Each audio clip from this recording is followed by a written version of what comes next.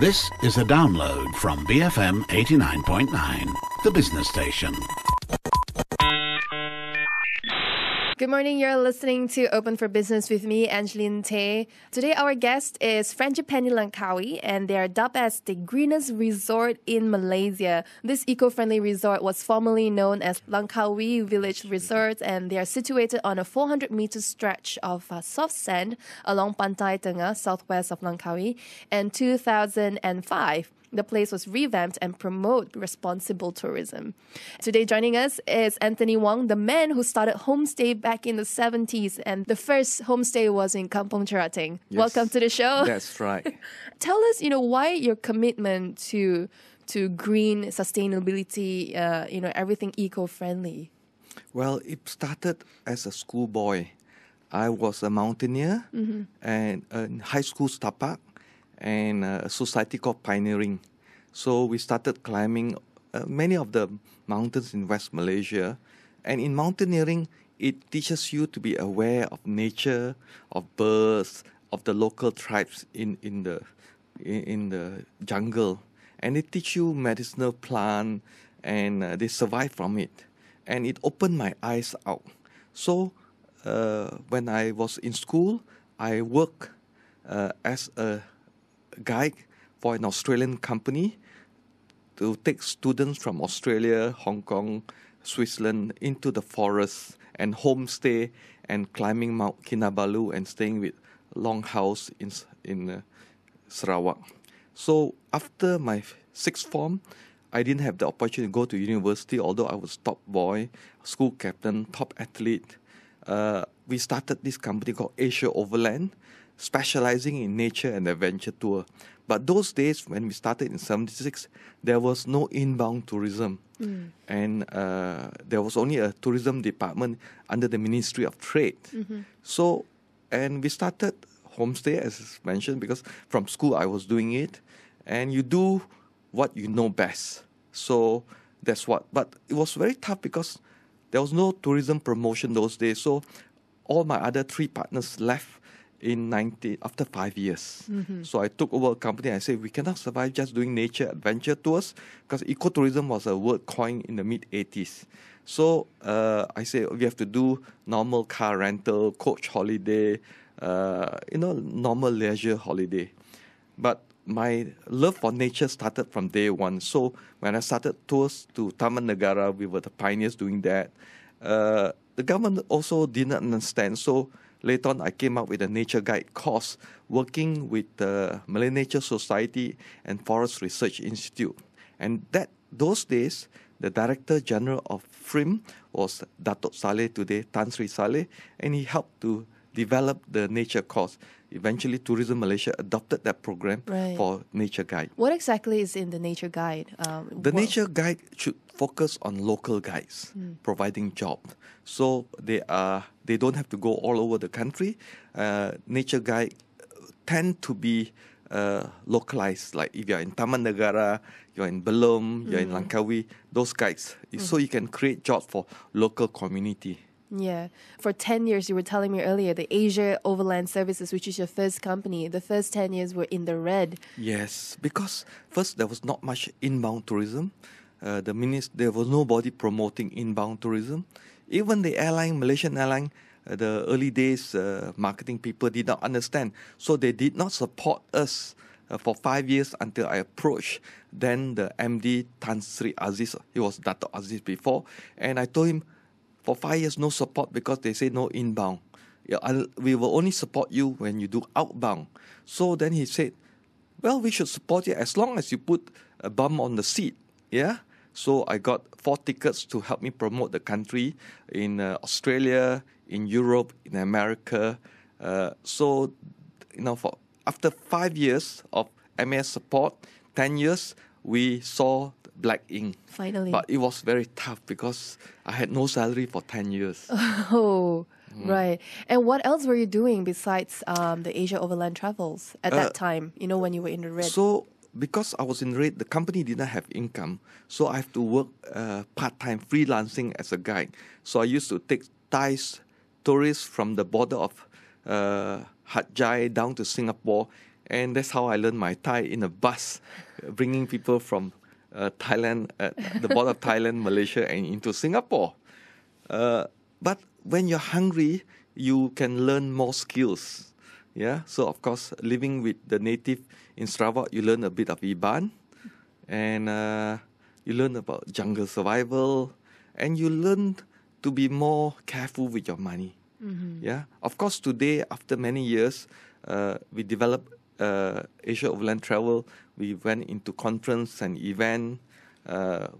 Then in early 90s, we started the Jungle Lodge, Alang Sedayu in Gombak, because we felt, after going all over Europe, they still did not understand on sustainability and helping the local community. So I think we have to start a camp to teach and let children fall in love with nature. So I started this camp in Gombak in 91. It's already 24 years. Jungle Lodge. Yeah, Jungle Lodge in Gombak. So we have many children camp and corporate training there. And the whole concept is expose children to nature. Once they know nature, they will look after it. And all my 4 kids were brought up there. So wait, 91 you had Jungle Lodge in Gombak. Yes. And then in the space of 91 to 2006, before you bought over the Langkawi Village Resort, Yes. What happened that led Actually, in the late 80s, we also invested in some hotel in Langkawi. But because nobody knew Langkawi, but in the early 90s, it's a new island because Tun Mahathir declared it tourism, but nobody knew Langkawi. So we had to sell off. I had only a very small shareholding. We had to sell it off by 3 years later. Yeah. So, but during those days, I was doing a lot of conferences, many big conferences. Yeah. We were also doing. So the opportunity came. In fact, in 2004, the hotel was offered to us as a group. And it was hard time, recession.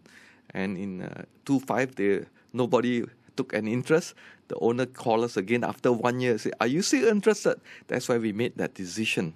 From day one, we decided not many people understand a green hotel. So I said, I'm going to make it the greenest hotel in Malaysia and eventually the world. Yeah. But the whole idea is also to teach people how to save money. And speaking of saving money, I mean, back in 2005, not a lot of people understand what's green and what's eco-friendly. And, how was it like to revamp the place? Was it hard to look for talent? We'll find out more after this.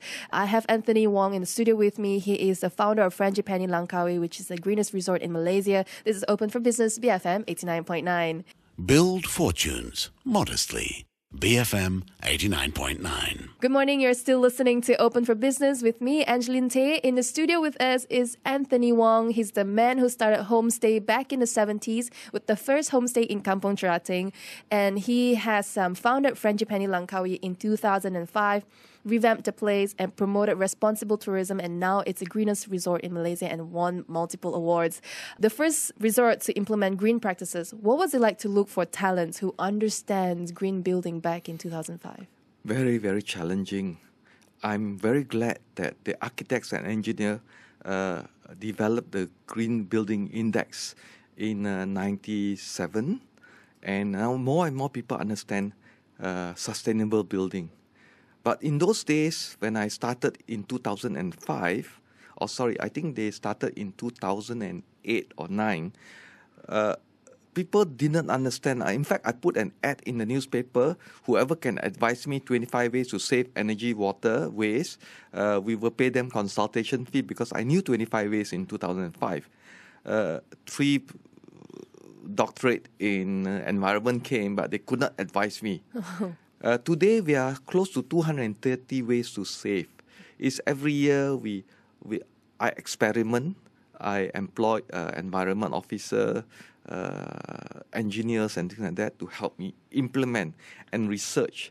So it's a continuous learning program and, but it's fun. And many hoteliers and people in hospitality, university, engineers, they come and learn from us. And we host them. Yeah, if they are students, we always give it away for free because, not everything is money. You went around conferences to tell people green is the way to save your kids' future. And then 30 years later, you found out it's the wrong way. It's the wrong message to say that we have to save it for our children, or we need for Earth to sustain human greed. So about 5 years ago, I spoke in Asia Pacific conference, accountants conference, and the concept is how to save. Then I realized that I've been speaking the wrong language on sustainability or green or ecotourism. The way to go is show them how to save money. In Asia, they don't think about the environment, so they only think dollars and cents. So I believe now I know how to explain to people. So what's the opening conversation, or opening line for a conversation? You want to make more money? Go green. I teach you how to save for free. Yeah? What do you mean by eco-friendly resort? Is it possible to have zero waste? Well, our resort have zero organic waste. We also don't have any wastewater discharge. We treat it biologically using a constructed wetland. You need to separate waste at its source. At the hotel, at the kitchen, which is the most polluting, we have 7 recycle bin and a grease trap. Yeah, it's 8. Now, if you recycle at the source, it becomes a resource. Paper, glass, metal, plastic is 4. Then our bread, we feed it to the fish. Our rice, we feed it to the ducks. Our vegetable, we compost them. Yeah, so everything can be used. Even glass bottle, there's no value because it takes too much. And we are rich in silica. Malaysia produce almost pure silica. That's why the 2 largest solar company are based in Malaysia, because we have silica. So I use the bottle for building walls in the room, for building sort of walls around the hotel. And we have probably about 30,000 bottles sitting in our store. Could you describe more about the resort? What's around? How does it look like? What we do is, it sits on 10 acres. We only got 115 villas. Our smallest room is a family room. It's 48 square meters, so 4 or 5 people can stay in there. And we rank ourselves as a 4-star boutique, although boutique is a little bit large. But, we spend a lot of money in our landscaping and garden. So we have, I would say, 40% is garden. And we grow food in all areas. So that we have vegetables, we have got fruits, we have got about 38 mango trees. Last year we produced about 2 tons of mango. And why can't our garden be edible garden? Yeah, and we also implement vertical garden, so we can, for the same space, we can grow 2 to 3 times more food. Yeah, instead of vertical garden, we have vertical farming, so we use vertical farming on site. Now, were there any case where the guests are not does not appreciate your initiative? Like you said, there are 7 bins. You have 30,000 glass bottles. Most developed country guests, they actually appreciate all our rainwater harvesting tanks and vegetable on site. I guess it's more of the Asian guests that don't really appreciate. Sometimes they say it's ugly, or sometimes that's why we conduct a eco walk 1.5 to 2 hours every day at 10:30 to explain to people what we mean by a green or sustainable hotel, so people understand deeper. And if they do go on that walk, minimum they will learn 10 to 20 ways to save in their own homes. Who are your usual customers? Actually, we have customers all over the world. When we started in 2005, we had less than 10% Malaysian, because our price is, we're not cheap in the sense that our average price would be about 500 ringgit. Yeah, it goes up to 800 for beach villa. So, but today we have about 20% Malaysian. Malaysians themselves are much more aware of sustainability now, the younger generation. We have, of course, Europe as one of the main. You have Middle East, Indian, depending on the season, Asian market, even Chinese. Yeah, so more and more people, we can say over the last 10 years, more and more people appreciate green or sustainable hotel. And in terms of occupancy rate? We actually have quite good occupancy. Average year-round, we are about 70% with average price about 500 ringgit. And how do you plan? This is a business after all, Are you going to plan to have more Frangipani, Well, if people want to copy us and take a franchise, we're happy. But even if they don't, they can come and learn. Yeah. But if they're businesses, we charge them our time and effort. But for students, we don't charge anything. And we're happy to take on trainee students who want to learn more on this. Yeah. And this is the only way for capacity building. So we welcome all university for a study, and there's no fee there. Lastly, the term sustainability and green is always often used. And, how is sustainability applicable to, say, corporate companies? A lot of people still are not familiar with sustainable, so they are more familiar with green, but the right word is sustainability. And more corporate companies are actually going more sustainable because the consumer awareness is there. In fact, there is going to be an event organized by an NGO called EcoKnights and people like Hijas Kasturi, who actually are in the forefront of the building industry. And this event will take place on Earth Day, 22nd. And please go and check on the EcoKnights website. April. Yes. Yeah, Earth Day. That's right. All right. Thank you so much for your time, Anthony. Thank you. Anthony, he is the founder of Frangipani Langkawi, Malaysia's greenest resort, and have won multiple awards. And this has been Open for Business, BFM 89.9. Thank you for listening to this podcast. To find more great interviews, go to bfm.my or find us on iTunes. BFM 89.9, the business station.